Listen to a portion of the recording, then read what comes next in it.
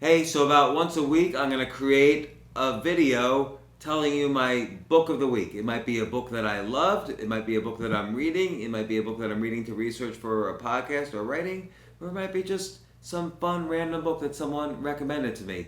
This past week, there's been a lot of choices. We have Break Through the Noise, which is by a guy who's made something like 100 videos go viral on YouTube. We have Hacking Darwin by Jamie Metzl, writes all about genetics. We have this excellent biography of Robin Williams. It's a book I'm reading for an upcoming podcast called Ultra Learning.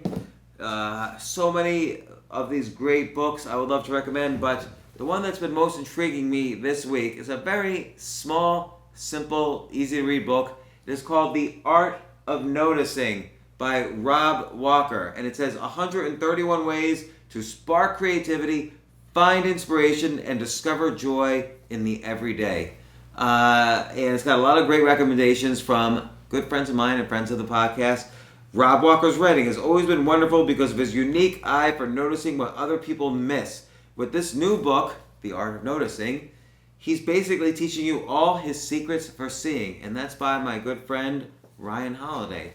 There's quotes on the back here from Seth Godin, Austin Kleon, all these excellent people. But what it is, it gives 131 exercises to make you more creative just in your daily life. Like, here's one. Let's find.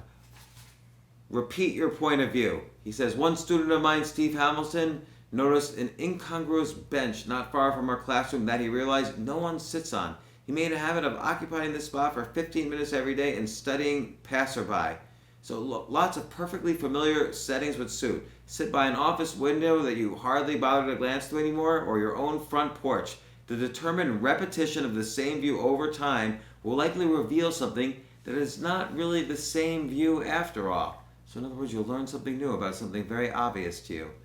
Count with the numbers you find. Start a collection. Take a color walk. Spot something new every day.